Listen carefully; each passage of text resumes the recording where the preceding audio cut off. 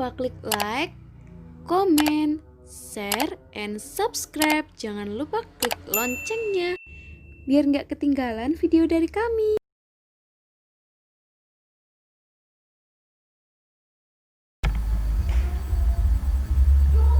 Assalamualaikum warahmatullahi wabarakatuh. Pelajaran kita hari ini yaitu tentang pendidikan agama Islam, pelajaran 1, mengaji surah At-Tin. Manusia adalah makhluk Allah yang paling mulia. Kita diciptakan oleh Allah dalam bentuk yang sempurna. Kita mempunyai mata, hidung, mulut, kedua kaki, kedua tangan, dan harus kita gunakan dalam kebaikan.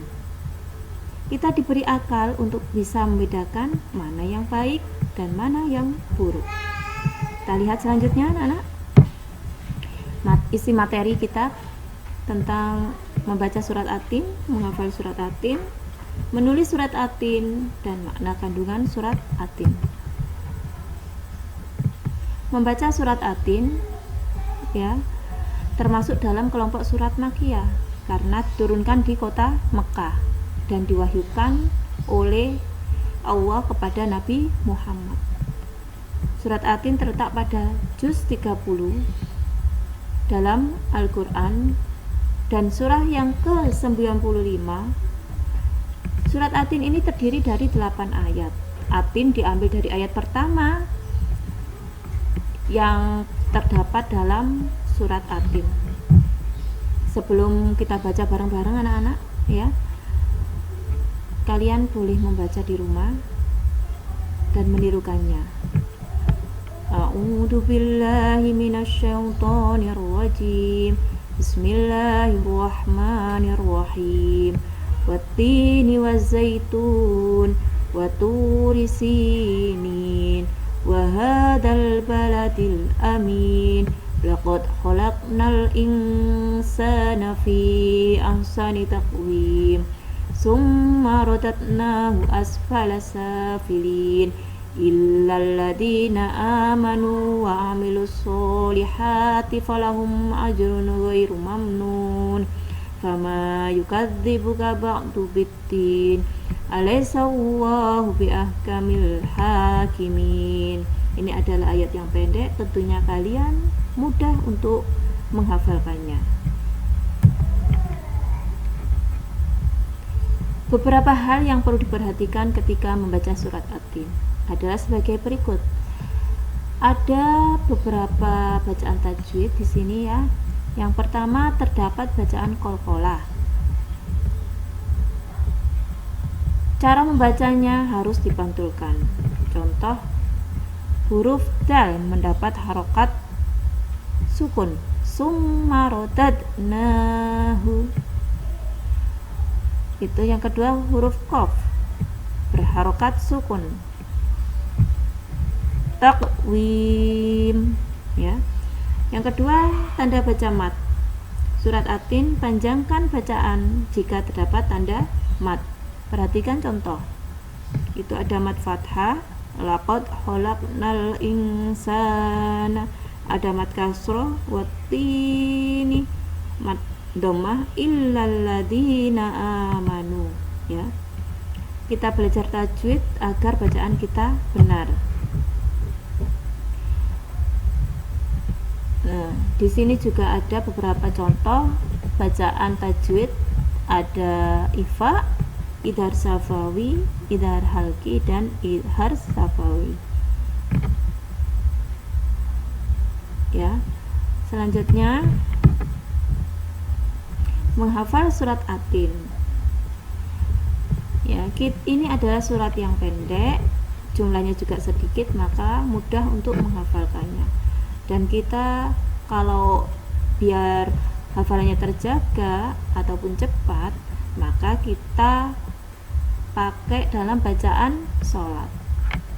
Itu nanti akan mudah menghafal secara tidak sadar, akan kita hafal sendiri ya, karena sering kita baca. Menulis surat At-Tin ya. Kita menulis surat At-Tin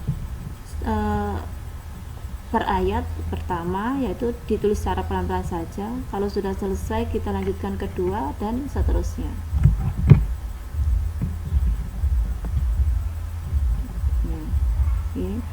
Biar kita nulisnya lancar dan benar, maka kita harus banyak latihan menulis Arab. Ya, kalian lihat itu ya. Itu adalah cara penulisan surat Atin. Makna kandungan surat Atin, banyak pesan yang sangat penting bagi manusia. Ya, di sini Allah berpesan dalam surat Atin. Ayat pertama menjelaskan tentang buah tin dan buah zaitun. Ayat ini ditujukan kepada bangsa Arab waktu itu ya. Buah tin dan buah zaitun merupakan tanaman yang banyak dikenal di wilayah Arab. Tin juga buah yang enak dan lembut. Banyak manfaatnya, yaitu digunakan sebagai obat-obatan. Contohnya mengencerkan dahak, membersihkan ginjal, menghancurkan batu pada saluran air seni, ya, menghaluskan kulit, banyak sekali manfaatnya. Ayat kedua merupakan sumpah Allah yang menggunakan nama Gunung Sinai. Gunung Sinai juga tempat ketika Nabi Musa mendapatkan wahyu dari Allah, yaitu kitab Taurat. Gunung Sinai terletak di semenanjung Sinai, lintasan antara tanah Mesir ke Israel, Arab, dan Mesopotamia. Gunung setinggi 2285 meter. Disebut juga dengan Jabal Musa.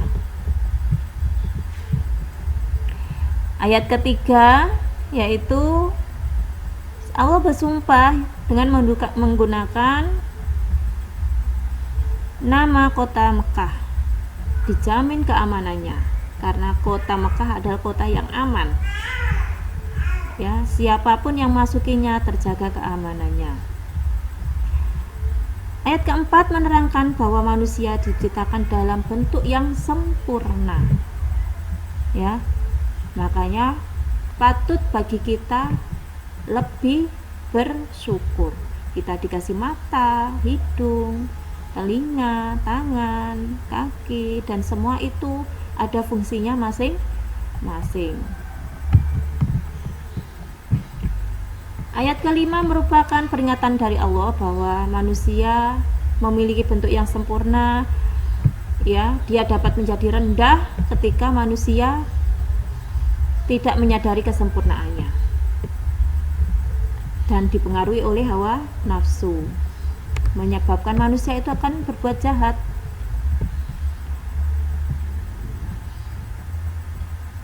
Ayat ke-6 menjelaskan bahwa manusia yang tidak jatuh dalam kehinaan adalah mereka yang beriman. Ya.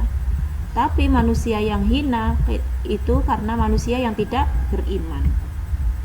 Maka kalian ya supaya tidak jatuh dalam kehinaan, makanya kita harus menjaga keimanan kita. Ayat ke-7 yaitu ditujukan kepada orang-orang yang tidak mau beriman dan mengerjakan kebaikan. Ya. Manusia yang tidak mempercayai hari pembalasan. Padahal jelas ada buktinya. Jelas ada keterangannya bahwa pembalasan itu pasti ada nanti di akhirat. Ayat yang terakhir ke-8 menyatakan tentang bahwa Allah adalah Tuhan yang maha adil dalam memberikan pembalasan. Ya, maka kalau kita nggak ingin menerima balasan di akhirat nanti, maka jangan jadi orang yang hina. Jadilah orang yang bermanfaat, orang yang menjaga kebaikan. Ya, biar nanti kita akan mendapatkan tempat yang layak untuk kita, yang enak untuk kita tempati. Berdasarkan arti dari surat Atin di atas, kandungan maknanya disimpulkan: pertama, manusia adalah makhluk yang paling sempurna. Kedua, manusia dapat jatuh menjadi makhluk yang hina karena perbuatannya sendiri. Ketiga, Allah memuliakan dan memberikan pahala berlipat ganda ketika orang-orang yang beriman dan mengerjakan amal kebajikan. Dan yang keempat, orang-orang yang tidak mempercayai atau mendustakan Allah akan mendapatkan pembalasan pada hari kiamat. Ya, itu tadi adalah pembelajaran kita mengenai surat Atin. Mudah-mudahan dalam penjelasan tadi ilmu kita ataupun penjelasan tadi dapat bermanfaat untuk kalian semua dan dapat kalian aplikasikan dalam kehidupan sehari-hari, ya. Terima kasih, semoga ilmunya bermanfaat. Wassalamualaikum warahmatullahi wabarakatuh.